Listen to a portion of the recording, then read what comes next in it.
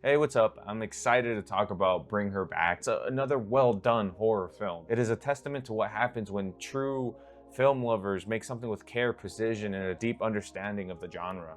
And honestly, this one might be better than their last one, which is what you want to aim for, I suppose, when you're making projects or, works of media. You want to be better than your last project, and I think they did accomplish that. Let's talk about technicals for a second. The sound design, Foley work, cinematography, practical effects, the editing, everything here is dialed in. The camera movements are purposeful and the symbolism layered in each scene is incredible. The camera moves like it's got secrets, slow, calculated, almost seductive, creeping down hallways knowing what's coming when you don't. The sound is used surgically. Instead of jump scare stings, you get ambient dread, like creaks, whispers, muffled crying. That's what I go back to the Foley work. It's just so crisp and pungent is the word I guess I want to use. The silence is used like a blade, and when the sound does spike, it hits you like a car. The water element is also heavily emphasized. Dripping, drowning, gurgling, it's alive. The editing is tight but not flashy. Scenes build slowly. Tension escalates through rhythm, not cuts. There's a real sense of restraint that makes everything feel grounded, even when reality starts to bend. The flashbacks and the dreamlike sequences are intercut with eerie precision. There's also a strong use of visual symbolism, reflections, shadows, water, not just for style, but to deepen the narrative of themes of identity, memory, and grief.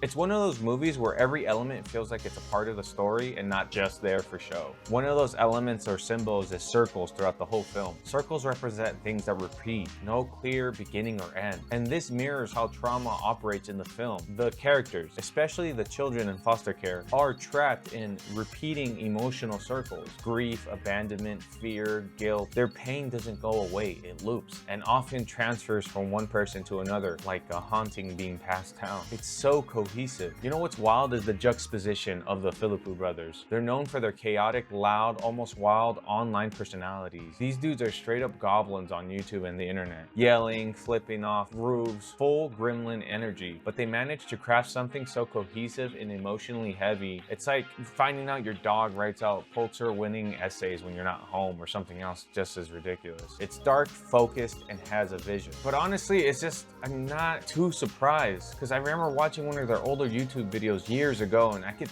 tell that these guys live, breathe filmmaking. They cut and craft like people who love the language of cinema. You could tell even in their nonsensical wrestling videos, like they understand film. I mean, I don't know if that's being over the top or giving them too much credit, but I just connected with that so much, even if they were so outlandishly insane. The brothers understand horror. You can see it and talk to me, and you could see it here in this film. One staple of horror that they absolutely nail is isolation. Whether it's a haunted house, space, or an abandoned camp, the setting matters. Putting two orphan kids into foster home, it's such a smart move. It sets up vulnerability, unfamiliarity, and emotional trauma, all fertile ground for great horror. Look, Talk to Me was made with real care and precision, but Bring Her Back was no different.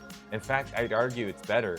It builds slower but hits harder and lingers longer. Speaking of lingering, Sally Hawkins is incredible in this. You know what? I couldn't help to laugh a little when I realized, why is Sally Hawkins always near water? The last film I saw her in was in The Shape of Water, making out with amphibian men. Now she's back in another water-heavy, emotionally surreal horror film, drenched in dread. It's like she's contractually obligated to bring the water element wherever she goes, and I'm not mad about it. It works. Parts of the film even reminded me of their old YouTube project, Ash Vlogs. It was like dark web style stalking videos with grainy VHS tapes.